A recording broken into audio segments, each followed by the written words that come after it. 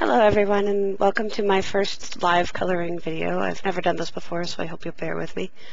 I started out with a simple image, something that's pretty easy to color, which is in this case is a greeting farm stamp.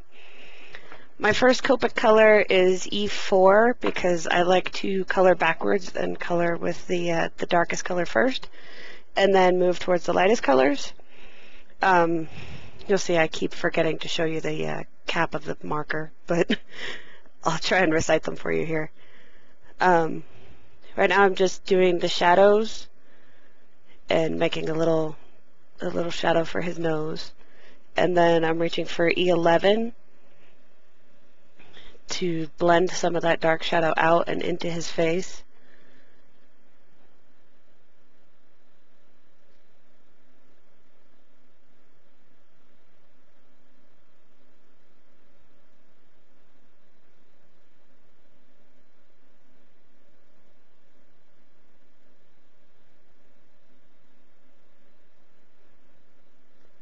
The next color is E21, which is just a little bit lighter.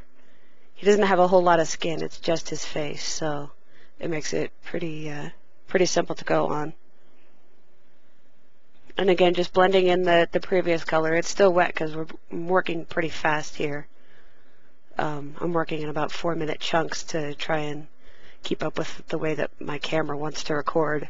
This is my husband's actual photo camera that he uses to take landscapes, but I thought I'd set it up and give this a try.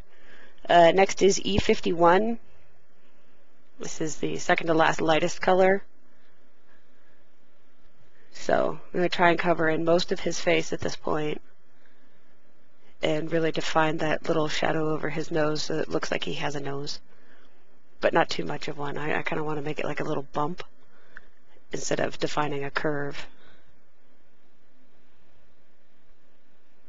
because I kind of like the idea that greeting farm stamps have a little rounded nose. So you see I pull down the shadows from his hair back into his face. And this is E50, the lightest color. And that we're going to make sure to blend all of the colors and then pull all the way into his face so we still get the shine. This is a really simple way of coloring, which is pretending that the light is in the front and a little bit from the bottom. This isn't actually accurate for lighting, but it does give a good effect, and it's pretty fast. So if you're new, or if you don't feel like getting really realistic with your coloring or your lighting, this is a good technique to use. Bring in the shadows from the sides and then have the center be lighter. It looks like you thought about it when you don't have to. makes the life easier for the colorer. And I'm just defining where his eyes are, the whites of his eyes, with that last bit. And then very lastly, I'm going to go in and make sure that those shadows of his hair, the drop shadows, are hard instead of soft, because you don't blend out drop shadows when something's making a hard shadow like that. It's actually casting a shadow. It's not smooth.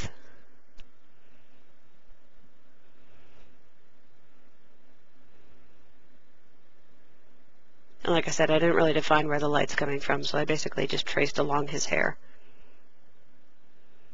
Alright, in this next part, you can see that I tested out some hair colors. We're starting with E29 as our darkest color. And what I'm doing with this color is I'm basically tracing along the lines of the stamp and giving a few hair flicks down.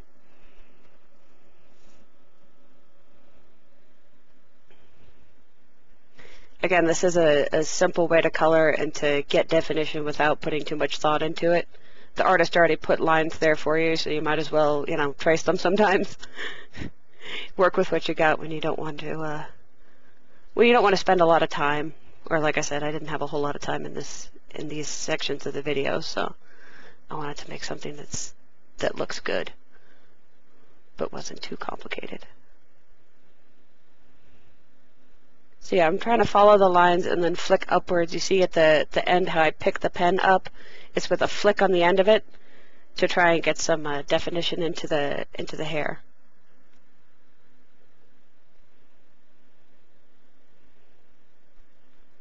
because you still want to pretend like there's strands of hair there.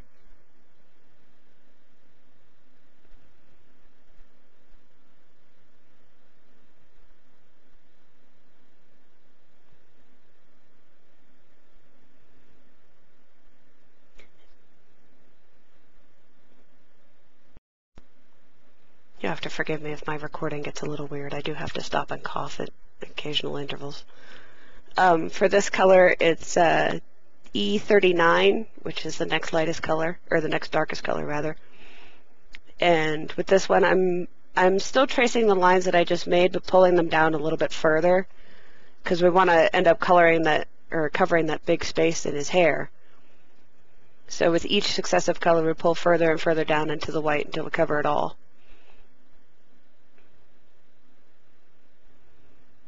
Now with this one, I'm making sure not to blend. It's a personal choice, but I don't like when the hair blends. I like to see the brush strokes, which isn't necessarily simple on Copics because Copics do like to blend naturally. But with this flicking motion that you get, especially the ends of the strands or the ends of the strokes, you don't get that blending. So where it's darker and into lighter, it does blend a bit. But those ends of the strokes you get to see, and so it sort of mimics strands of hair. The flicking isn't the easiest thing. It takes practice, and I'm afraid I'm a bit rusty. I haven't been able to use my Copics in a while, so this is a bit of a trial run for me and for you. That was me testing out the marker colors. This is my lightest color, E55.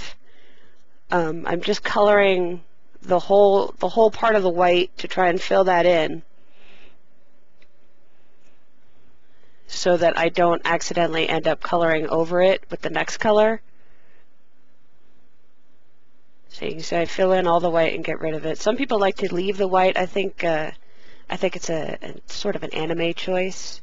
They like to leave white, especially on black, and it usually denotes a younger character too, which I guess this is a kid character, but this is E07, which adds a little bit of red into his hair. I think it's sort of a auburny kind of color. And I'm just using a little bit. I don't know if you can see it because my focus didn't go great on this part of the video, but it's just a little bit of red in there. It's not trying to cover over too much of the other brown colors that are in there, just so it sort of highlights. Now I did cheat a bit during the break. I cleaned up his hair a little bit. I went over it again with the darker colors, and I brought back in some of that dark that had blended, and just I call it cleaning it up, because this is sort of a quick and dirty kind of video. There's not a whole lot of clean coloring. It's just Right now I'm working with C5 for his little jumpsuit, sweatsuit type thing. And I'm once again defining the shadows, where they'd go over the hood, and then where his face is casting on the hood, around his arms. And I know this is a baggy outfit, but since this is a more simple coloring of this, I decided not to go with too many pleats or folds or anything, but except one little notch in where his knees would be. Yeah, it's me trying to show you that that's C5. And this one is C3. I try and keep the colors two to three away from the previous color. It helps with the blending, so you get a nice gradient of color. Just filling in more of the shadows, trying to pull in towards the white, like we did with the hair.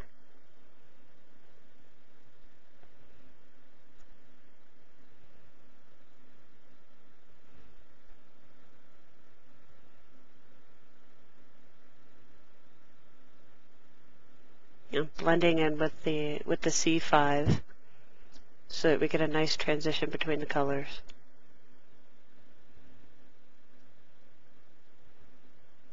And again, I'm sorry for the blur if you're watching this full screen. This is my first coloring video like this, the live thing. The last time I did it, it was picture stills. So it was really easy to make sure that the camera didn't move because it was just taking pictures every 30 seconds. But this is obviously live for you. I hope in the next video I'll make it a little bit easier for you to see exactly what I'm doing, especially when I have the capability with this camera to make it look good, and it doesn't look good, so I'm sorry. But I thought I'd show you what I have, and maybe you'll get some inspiration out of it. That's where I accidentally hit the tripod with my head.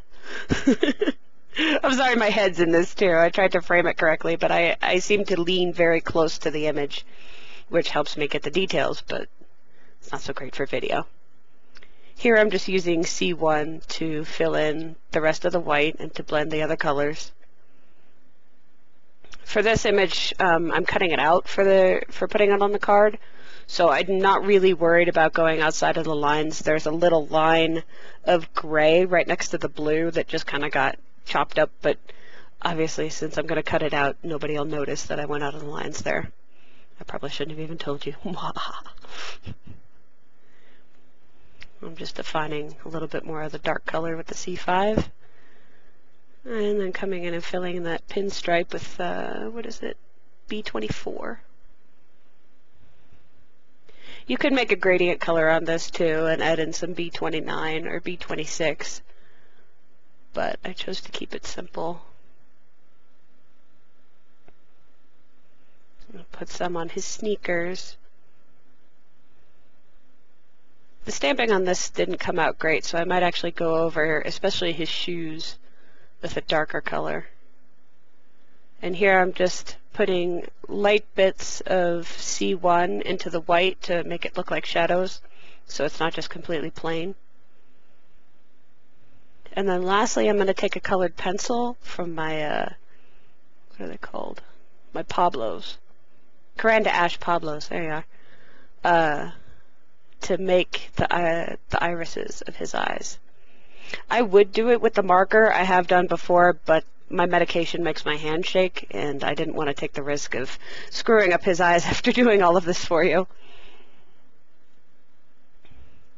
Well, we're almost at the end of it. I hope you enjoyed this video and that it helped you, and I hope to make more in the future.